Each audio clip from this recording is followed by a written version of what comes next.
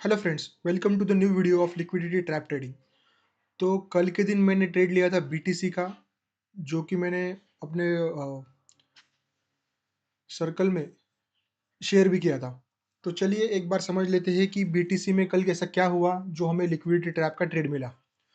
तो आपको जैसे कि याद होगा, लास्ट वीडियो में मैंने अपडेट किया था कि आवरली टाइम फ्रेम पे, यहाँ पे मंथली टाइम फ्रेम पे, सॉरी डेली टाइम फ्रेम पे यहाँ पे लिक्विडिटी स्विप हुआ था, और आवरली टाइम फ्रेम पे ये हमने ट्रेड पकड़ा था।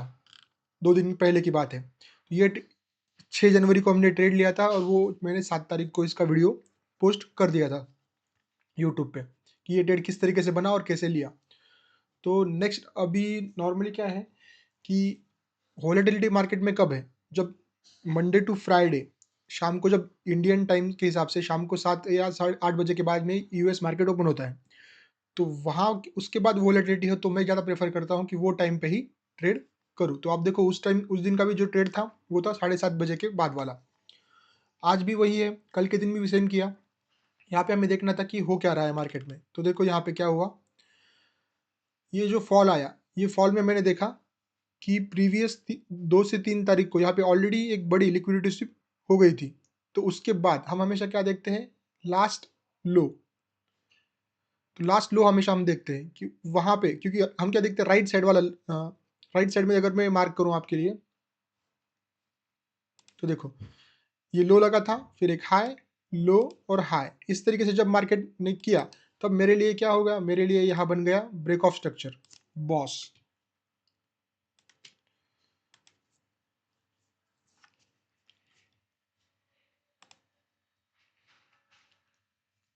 तो मेरे लिए यहाँ पे बॉस बन गया। तो जैसे ही बॉस बना, उसके बाद जो भी लोग एंटर करेंगे उनके स्टॉप लॉस कहाँ होंगे, इस स्विंग के नीचे। तो यस, अगर मार्केट गिरा है और उसने इसी स्विंग को फिर से स्विप किया है, तो मेरे लिए बहुत सिंपल है, स्विप करके अगर मार्केट फिर से रिवर्स हो गया है, तो ये मेरे लिए बन गया लिक्विडिटी ब्लॉक, जो हम हमेशा की तरह देखते हैं। तो वो हमारे लिए होता है एक स्टॉप लॉस पॉइंट।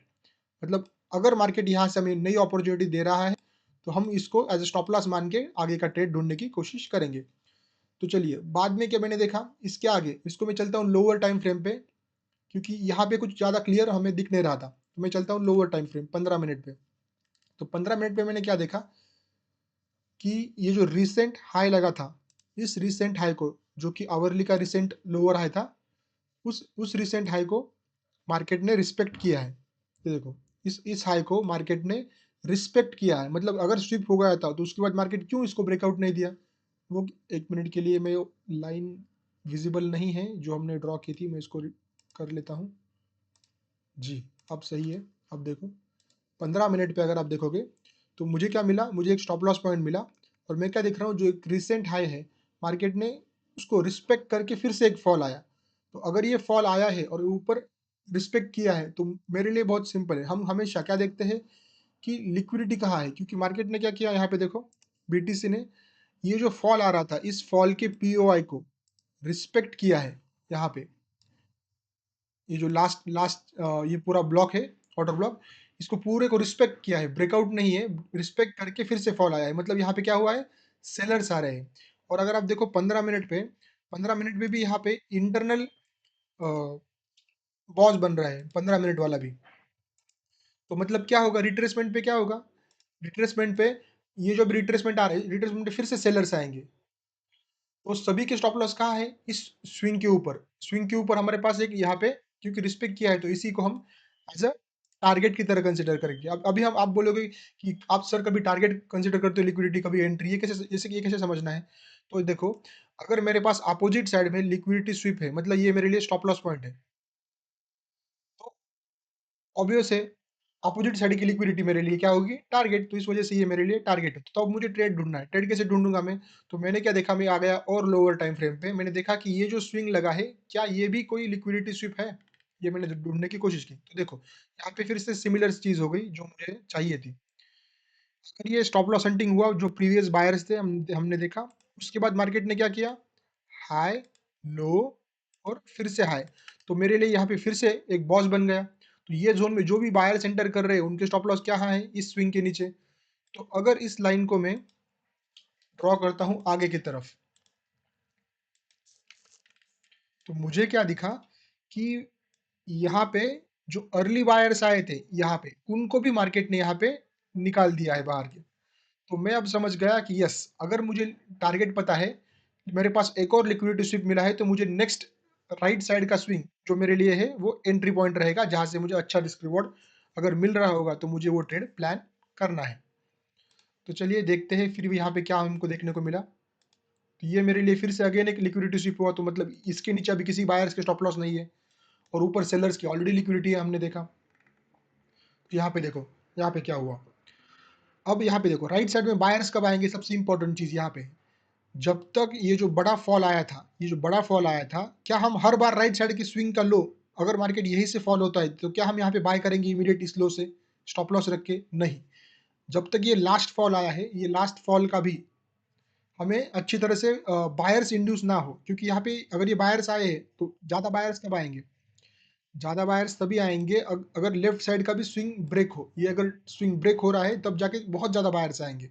तो मैं इसको थोड़ा सा प्ले करता हूँ, तो आप देखो जैसे ही इसके ऊपर ब्रेकआउट दिखाया मार्केट ने, तो वहाँ पे फिर से बायर्स आएंगे, जिनके स्टॉप लॉस कहाँ होंगे? ये ब्रेकआउट के बाद में किसी के यहाँ होंगे, और जो लोग यहाँ पे राइट साइड में हाई लो हाई इस तरीके से देख रहे होंगे स्विंग, उनके स्टॉप लॉस यहाँ होंगे। इसको मैं थोड़ा 1 मिनट पे जाके मैंने ट्रेड लिया था, तो मैं आपको दिखाता हूँ कि यहाँ पे मुझे क्या दिख रहा था। देखो, जैसे ही ये स्विप हो गया है, स्विप के बाद में मैं हमेशा जैसे देखते हैं, स्विप के बाद में राइट साइड में जब तक बॉस नहीं बनेगा तब तक नए बायर्स नहीं आते। तो ये हो गया मेरे लिए ब्रेक ऑफ स्ट्रक्चर। ये ब्रेकआउट स्ट्रक्चर के बाद जो भी बायर्स आ रहे हैं उनके स्टॉप लॉस है इस स्विंग के नीचे। तो मेरे लिए बहुत सिंपल था, मेरे पास स्टॉप लॉस का पॉइंट है, मैं क्या करूंगा, ये पॉइंट मेरा एंट्री है, मेरे पास स्टॉप लॉस है यहाँ पे, और मेरे पास हाइयर टाइम फ्रेम का टारगेट भी है। तो चलते हैं हाइयर टाइम फ्रेम पे। यस, तो हम ये देख रहे थे, तो अपने पास टारगेट क्या है? अपने पास टारगेट है यहाँ पे, क्योंकि ये वाला हाई जो है वो यहाँ पे रिस्पेक्ट करके यहाँ पे फिर से सेलर्स इंड्यूस हुए हैं बहुत ज़्यादा। तो अपने लिए ये ट्रेड था। तो ये देखो ट्रेड है 4.45 का ट्रेड है ये। तो चलिए इसको मैंने प्लान किया, और इसको हम लिमिट ऑर्डर, जैसे अपने पास स्टॉप लॉस पॉइंट होता है, हम हमेशा लास्ट राइट साइड के फर्स्ट लो से हम उसको एंट्री प्लान करके लिमिट ऑर्डर लगा के ट्रेड वो छोड़ देते हैं।